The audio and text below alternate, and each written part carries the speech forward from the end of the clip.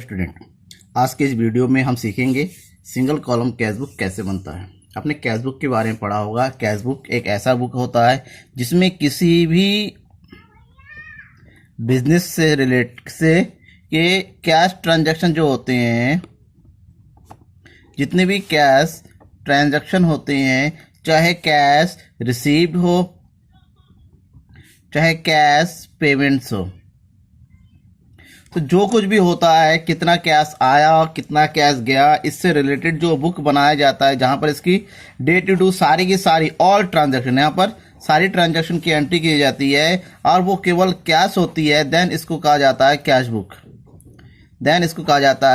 Cash book. आपको ये भी बताया गया होगा कैश बुक कितने टाइप का होता है, जिसमें बताया गया आपको single column cash book, double column cash book, triple column cash book and एक टाइप है पेटी कैश बुक। तो ये चार्ट आज हम पढ़ेंगे कि ये सिंगल कॉलम कैश बुक कैसा होता है, ये किस तरीके से बना जाता है और सिंगल कॉलम कैश बुक का फॉर्मेट क्या है। बिल्कुल सबसे सिंपल चीज है सिंगल कॉलम कैश बुक, सबसे सिंपल तरीके से बनाया जाता है। सिंगल कॉलम कैश बुक में क्या होता है, केवल हम इसमें कैश पर नजर डालते हैं कि केवल कैश कितना आया, यानी कितना कैश हमारा रिसीप्ट्स हुआ और कितना कैश हमारा पेमेंट्स हुआ। सिंगल कॉलम कैश बुक का जो फॉर्मेट है वो कुछ इस तरह से बनता है। सिंगल कॉलम कैश बुक का फॉर्मेट देखिए, आपके उसमें है, थोड़ा ध्यान से देखिएगा। सिंगल कॉलम कैश बुक का फॉर्मेट मस्ट है। सबसे पहले इस तरह से एक फॉर्मेट बनाया जाता है जिसमें सबसे पहला कॉलम होता है इधर डेट का, पार्टिकुलर है, ये है voucher number, V number, LF ledger folio, क्योंकि इसकी कैश बुक के बाद फिर लेजर में अगर एंट्री करना होता है किसी भी आइटम का, देन लेजर फोलियो हम यहाँ पर डाल देते हैं। फिर अमाउंट है, ये हो गया हमारा डेबिट साइड का। और इधर है क्रेडिट साइड में सेम वही चीज, date, particular, voucher number, ledger folio और अमाउंट, ये है आपका क्रेडिट साइड। तो इस तरीके से हम डेबिट साइड में जो भी हमें मिलता है, रिसीव होता है, जितना भी रिसिप्ट्स है वो डेबिट साइड में डालते हैं कि कैश अगर आता है, कैश अगर आपके पास अगर आता है देन हम उसको डेबिट साइड में डालते हैं।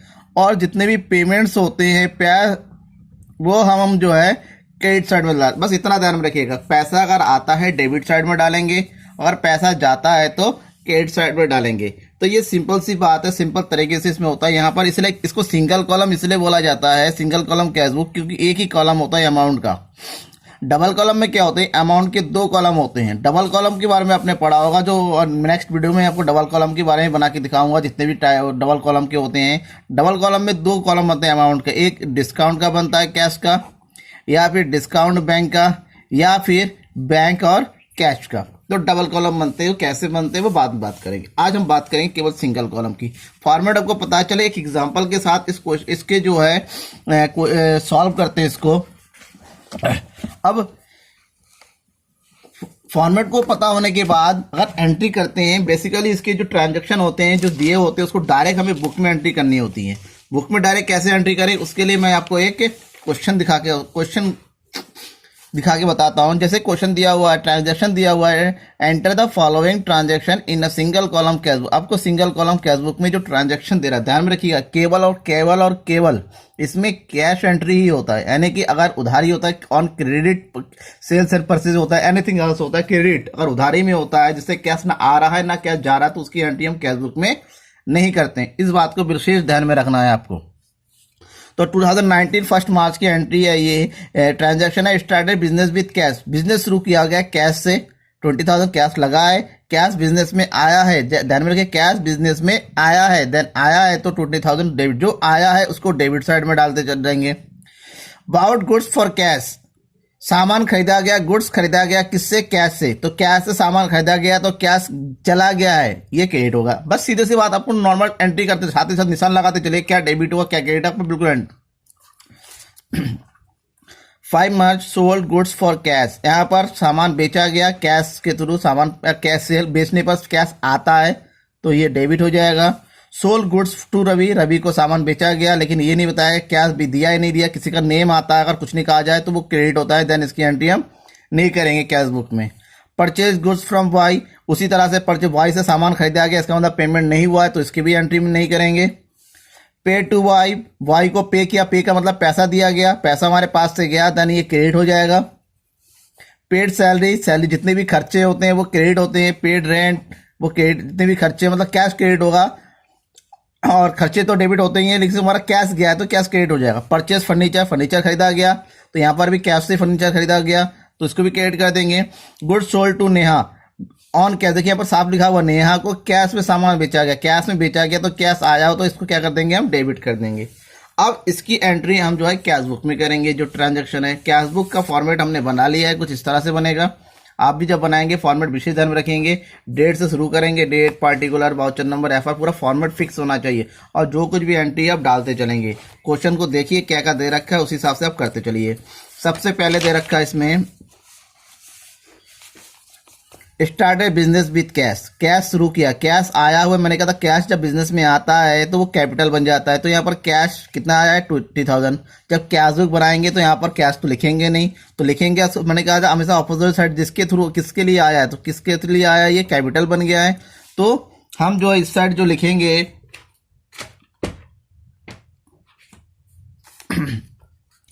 कब आया है, सबसे पहले डेट लिख दीजिए। डेट आया है 2019 का मार्च 1 टू कैपिटल।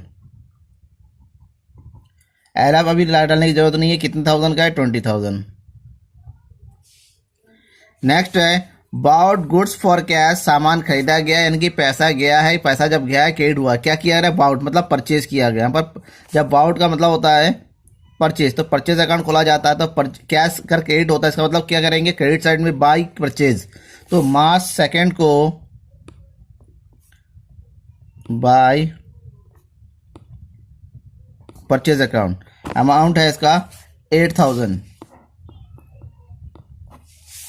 नेक्स्ट है सोल्ड गुड्स फॉर कैश, सामान बेचा गया, सोल्ड का मतलब होता है सेल से, सेल्स अकाउंट खोला जाता है। यहाँ पर sales account to cash, cash आया हुआ यानी कैश डेबिट होगा। जब डेबिट होगा तो डेबिट साइड में डालेंगे to sales, to sales, amount है इसका 9,000 और डेट है मार्च 5। अब नेक्स्ट एंट्री है सोल्ड गुड्स टू रवि। अब यहाँ पर ये क्रेडिटर है, इसकी एंट्री नहीं करेंगे हम। यहाँ पर परचेज गुड्स फ्रॉम वाई, इसकी भी एंट्री नहीं करेंगे। नेक्स्ट है पेड टू वाई, वाई को पे किया गया, वाई को पे किया यानी कि वाई के पास गया, तो वाई यहाँ पर क्या होना है, डेबिट होना है। क्रेडिट क्या होना है, कैश को। जब कैश क्रेडिट होगा तो कैश के लिए हम क्या करेंगे, क्रेडिट साइड में यहाँ पर, एंड डेट है मार्च 11, वाई अकाउंट, कितने थाउजेंड रुपीज़ है ये, वाई को दिया गया पेमेंट 6,000 रुपीज़। नेक्स्ट है पेड सैलरी, सैलरी पे किया गया है, सैलरी पे किया गया तो ये भी क्रेडिट साइड में एंट्री करनी है हमें। क्रेडिट साइड में ये डेट है मार्च 16, बाय सैलरी अकाउंट 5,000 रुपीज़।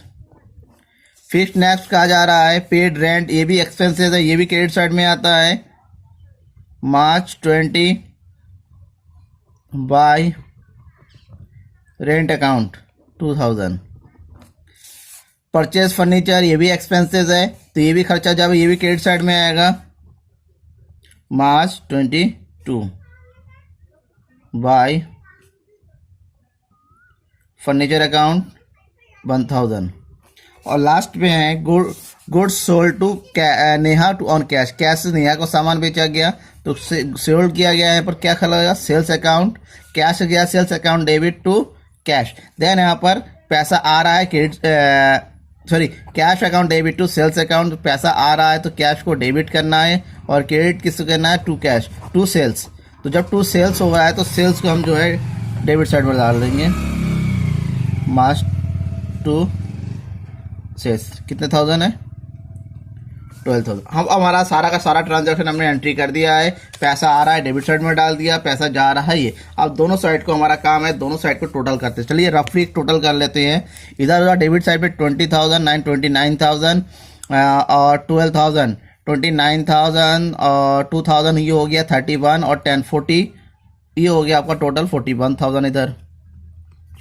और इधर हो जाएगा 8,000, 8, 14, 19, 21 और 22, इधर हो गया 20, यानी कि हमारा डेबिट साइड का कैश आने की कैश जो रिसीव्ड वो ज़्यादा हुआ है 41,000, तो 41,000 में से हम जो है 22,000 को माइनस कर देते हैं, तो ये हो जाएगा आपका 3 में से हो गया 19,000 का जो हमारा कैश अभी कैश ऑन हैंड है। तो कैश ऑन हैंड जो अगर हमारा डेबिट साइड ज़्यादा है क्रेडिट साइड कम होता है, तो इधर हम डालेंगे मार्च का है, मार्च 31 को बाय बैलेंस कैरी डाउन करके कितना अमाउंट है 19,000। तो ये हमारा सिंपल सा सिंगल कॉलम कैश बुक बन गया। इसी तरीके से आपको कैश की एंट्री करनी है। नेक्स्ट वीडियो में आपको डबल कॉलम कैश बुक कैसे बनता है वो बताऊंगा। Thank you.